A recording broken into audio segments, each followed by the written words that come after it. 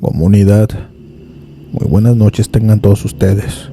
Antes de comenzar con las historias, me gustaría saber de dónde y a qué hora nos escuchan, porque están sintonizando el sector de la noche. Sin más que decir, apaga la luz, sube el volumen, porque la historia comienza ahora. Comenzamos. Nunca le tuve miedo al metro de la Ciudad de México. Respeto, sí, porque sé que ahí abajo se mueve media ciudad, que pasan cosas feas, asaltos, empujones, pleitos, pero miedo de verdad, de ese que te deja temblando, no. Al contrario, siempre decía que el metro era lo más seguro que teníamos. Hasta esa noche. Fue en 2023, a finales de año. Trabajaba en un call center cerca del centro histórico y vivía en la zona oriente, así que todos los días hacía el mismo recorrido. Caminaba hasta la estación Hidalgo, tomaba la línea 3 hacia Universidad, bajaba en Centro Médico y transbordaba a la línea 9 para irme hasta Puebla, y de ahí todavía combi a la casa. Un trayecto pesado, pero era lo que había. Ese día nos soltaron tardísimo por una auditoría inesperada. Yo salí casi a las 11:30 de la noche del edificio. Ya no había tanta gente en las calles, pero todavía se sentía ese ruido constante de la ciudad que nunca duerme. Bajé a Hidalgo con esa prisa que te da saber que el metro ya casi va a cerrar. Me acuerdo muy bien que el reloj marcaba las 23:36 cuando pasé los torniquetes. La estación estaba extrañamente tranquila. Había gente, sí, pero no el caos típico de la línea 3. Bajé al andén dirección Universidad. Un par de personas dispersas, una señora con bolsa de mercado, un chavo con mochila y audífonos, y un señor de traje viejo recargado en una columna. Lo que se me hizo raro fue el silencio. Casi no se escuchaban vendedores ni música, solo el aire y el pitido lejano de otro tren. El metro llegó rápido, con las luces del vagón un poquito más bajas de lo normal, como amarillentas. Se abrieron las puertas y casi todos se fueron al primer y último vagón. Yo, por costumbre, me subí a uno de en medio. Entré y me di cuenta de que solo había unas 5 personas más. Me senté cerca de la puerta, agarré mi celular para poner música, pero no tenía señal. Eso no me preocupó, porque en esa parte casi siempre se pierde.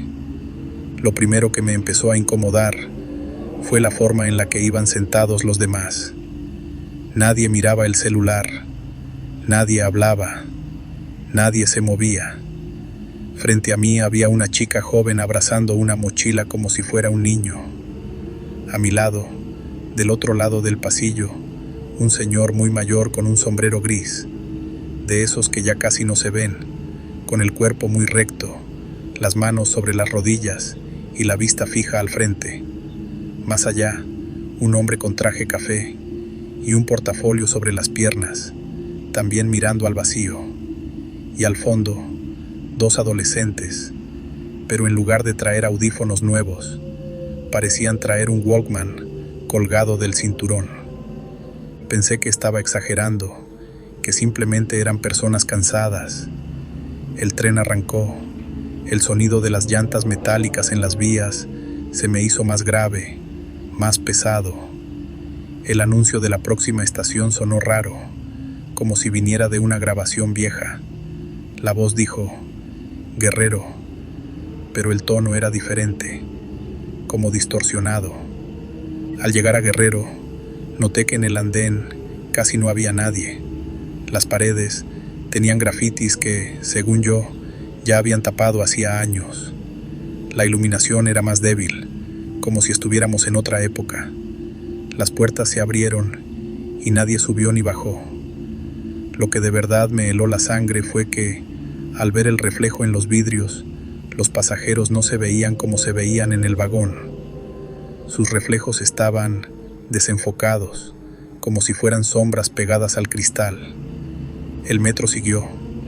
Intenté desbloquear mi celular, pero la pantalla se trabó en la hora. 23:41.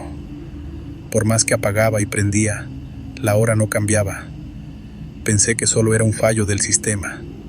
La voz anunció Tlatelolco, pero cuando miré por la ventana, vi el nombre viejo en los azulejos, con letras de otro estilo, como esas fotos antiguas del metro cuando lo inauguraron. Las puertas se volvieron a abrir. En el andén vi a un grupo de personas paradas en fila, todas mirando hacia nuestro vagón, pero no se movían, ni siquiera parpadeaban. Una mujer vestida con falda larga y suéter tejido tenía las manos cruzadas en el pecho, como en una foto de velorio. El señor del sombrero, el que iba a mi lado, seguía igual de rígido, pero su reflejo en el cristal estaba con la boca abierta, como si estuviera gritando. Tragué saliva. Ahí fue cuando empecé a sentir que algo no estaba bien. Intenté fijarme mejor en la chica de la mochila. En el vagón se veía normal, con ojeras profundas, cabello recogido, pero en su reflejo la mochila estaba abierta, y lo que tenía en brazos no era una mochila, era algo parecido a un bulto envuelto en una sábana, como si cargara a alguien. Me levanté despacio, tratando de no llamar la atención de nadie, y me acerqué más hacia la puerta contraria. En eso, el tren se adentró en el túnel, y todo se oscureció todavía más. Por unos segundos, las luces parpadearon. Ahí lo escuché, un llanto bajo, como de un niño pequeño, que no venía de ningún lugar específico. No era el típico ruido que se cuela del vagón de al lado. Era un llanto ahogado, al lado de mí, encima de mí, metido en los anuncios pegados al techo. Me entró un escalofrío que me recorrió la espalda entera. De la nada, alguien me habló bajito, casi sin mover los labios. No los mires a los ojos. Era el hombre del traje café. Seguía viendo al frente, inmóvil, pero su voz resonó clarita. No volví a verlo. Sentí cómo se me apretó el pecho. El tren frenó en la siguiente estación. La voz del sistema dijo, "La raza". Pero cuando se abrieron las puertas, el andén estaba completamente apagado. No había anuncios, no había bancas, no había nadie. Solo se veía una especie de neblina ligera, como polvo flotando en el aire. En el reflejo del cristal, en cambio, se veía la estación llena, con gente corriendo, con policías, con paramédicos y con un vagón destrozado más adelante del nuestro. Alcancé a distinguir una camilla, un cuerpo cubierto con una sábana y a la misma chica de la mochila llorando en el suelo. Volteé al vagón. Todos seguían en sus lugares, inmutables. El llanto de niño se volvió más fuerte. Empecé a temblar. Quise salir, pero mis piernas no reaccionaban. El tren cerró las puertas y avanzó de nuevo. Sentí, les juro que lo sentí, como si muchas manos se arrastraran por debajo del vagón, golpeando el piso metálico con desesperación. No era el ruido normal de las vías. Eran golpes irregulares, como si alguien tratara de seguirnos por el túnel. Yo solo repetía en mi cabeza que ya quería llegar a centro médico, que ahí siempre había gente, que ahí iba a estar bien, pero la voz nunca anunció centro médico. Repetía las mismas estaciones todo el tiempo: Guerrero, Tlatelolco, La Raza, una y otra vez. Empecé a sentir un mareo horrible.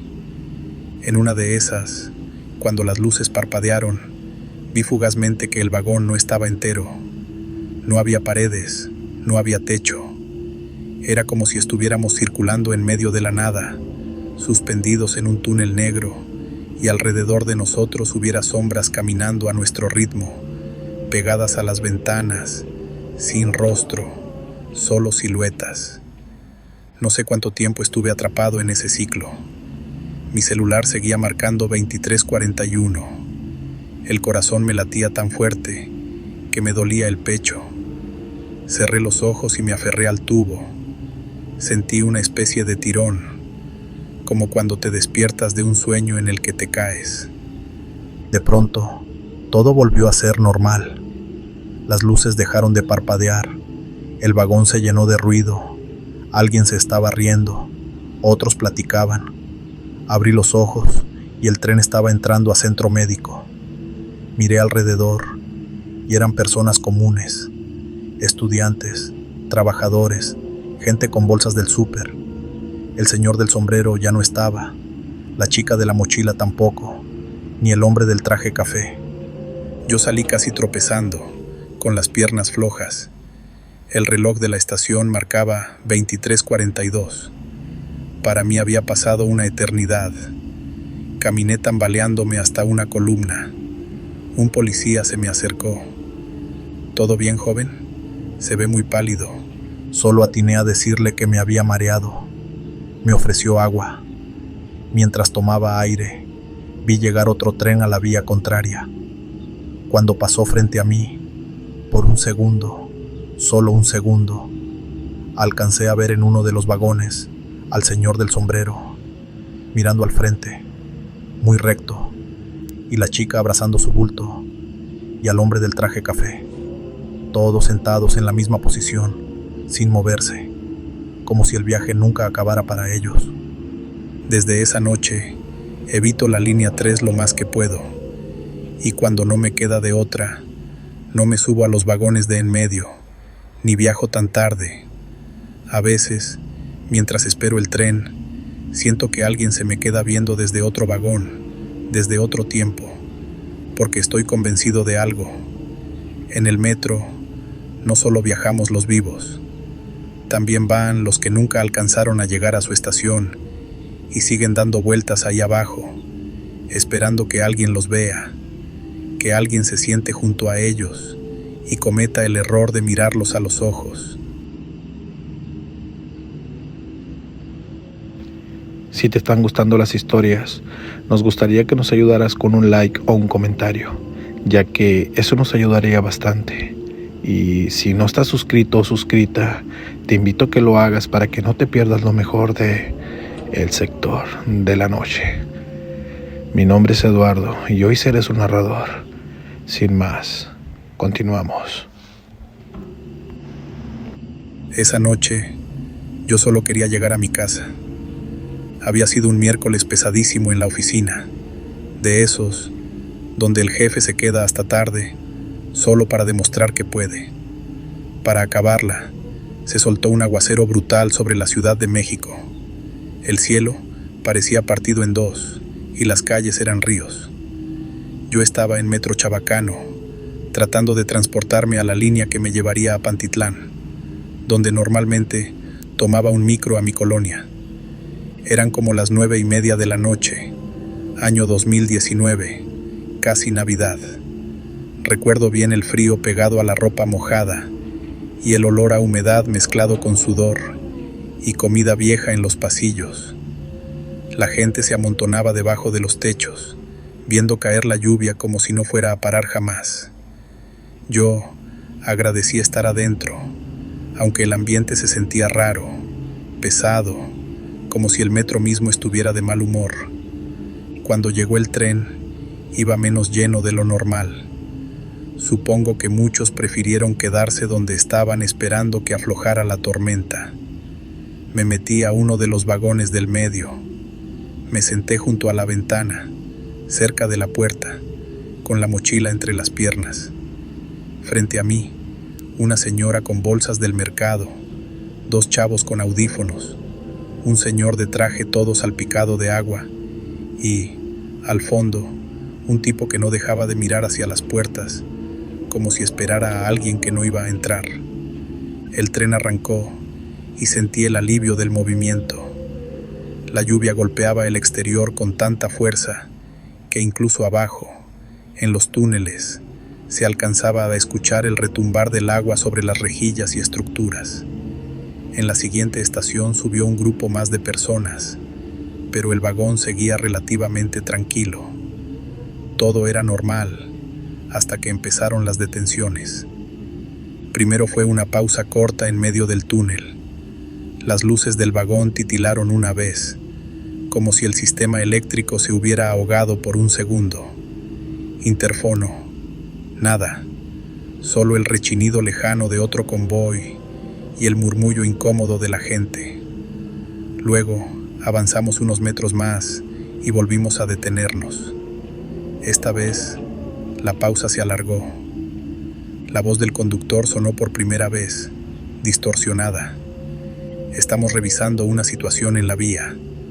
Les pedimos mantener la calma. No explicó nada más. Algunos empezaron a quejarse. Otros sacaron el celular para revisar la hora o mandar mensajes. Yo sentí cómo el vagón se volvía más silencioso de lo normal. No sé explicarlo, pero esa calma no era natural.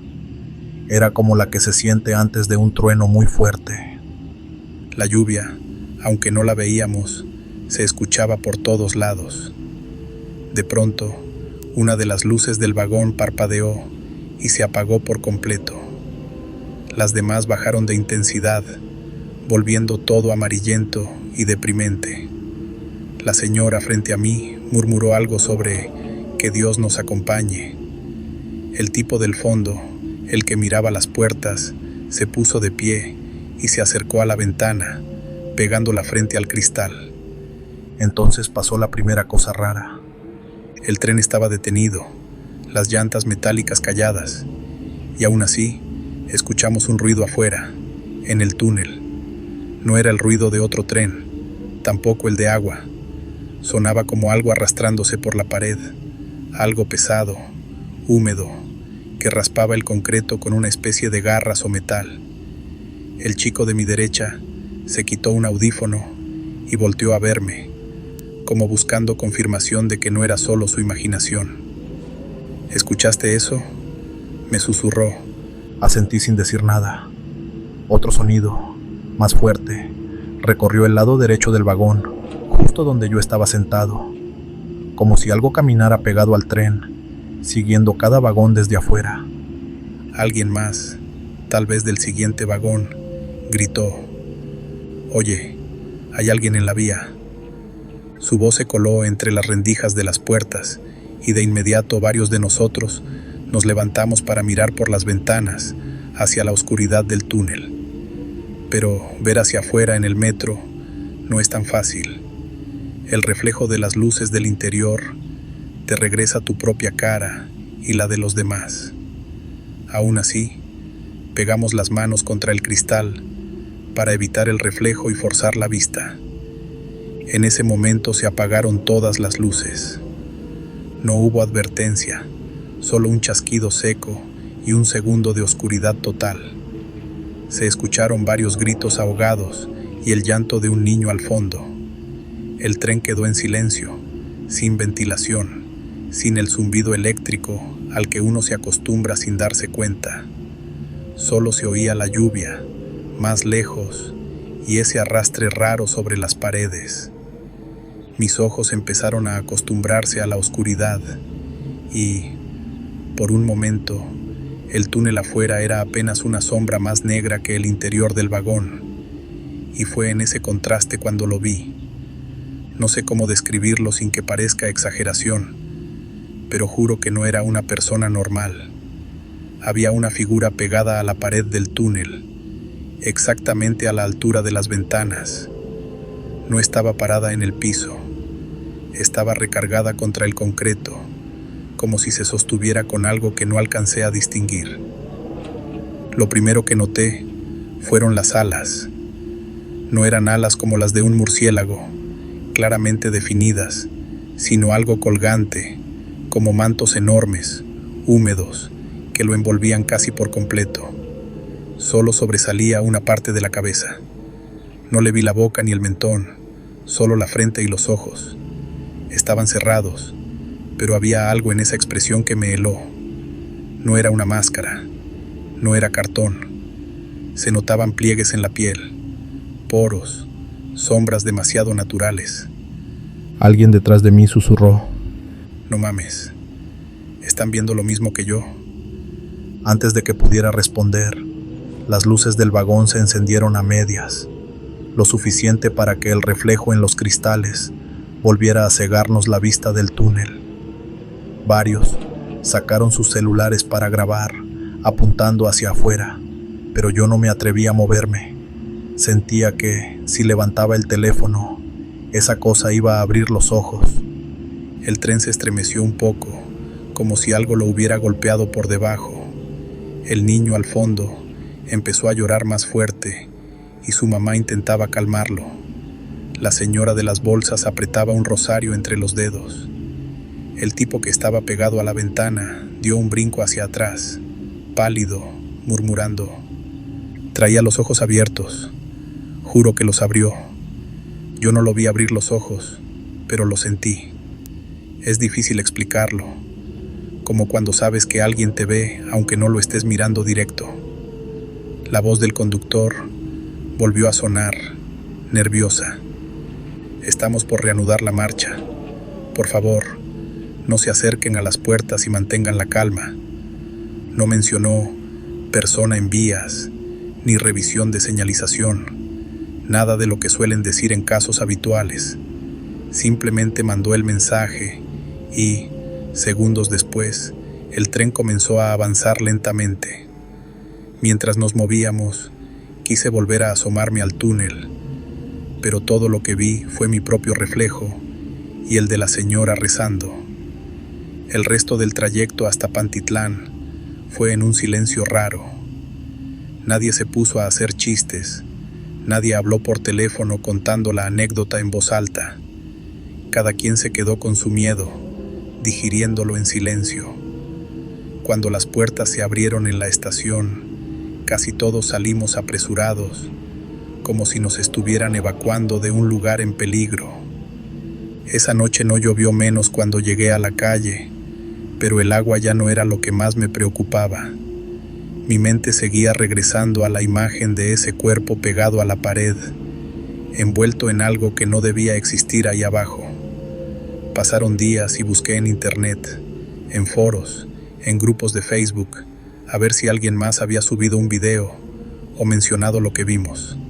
Nada, solo historias viejas de fantasmas en el metro, accidentes, sombras en las cámaras de seguridad. Mis amigos dijeron que seguro fue una broma, una figura puesta ahí por alguien con demasiado tiempo libre. Eso quisiera creer, pero yo fui el que sintió cómo el vagón vibró, como si algo pesado se hubiera sujetado de la parte de abajo. Fui yo el que notó que, desde esa noche, en días de lluvia fuerte, el metro evita quedarse detenido en ese tramo de túnel por más de unos segundos. Hoy, cada vez que empieza a llover fuerte y escucho el anuncio de reducción de servicio, prefiero tomar un camión, aunque tarde el doble, porque no sé qué haya en esos túneles cuando el agua sube, pero sé lo que vi aquella noche, algo que no pertenecía a este mundo, esperando, pegado a la pared, como si estuviera acostumbrado a ver pasar tren tras tren, escogiendo a quién dejar dormir tranquilo y a quién no.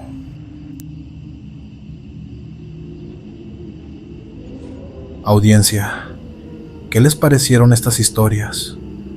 Muchas gracias por enviarlas. Y si quieres enviar la tuya, si quieres que tu voz también se escuche, mándanos tu relato al correo que está en la descripción. Y familia, no olviden dejar su like. Y si aún no están suscritos o suscritas, suscríbanse al Sector de la Noche, donde podrán sintonizar los mejores relatos de terror. Aquí, la oscuridad siempre tiene algo que contar. Bueno, nos vemos pronto en un nuevo episodio. Dios los bendiga.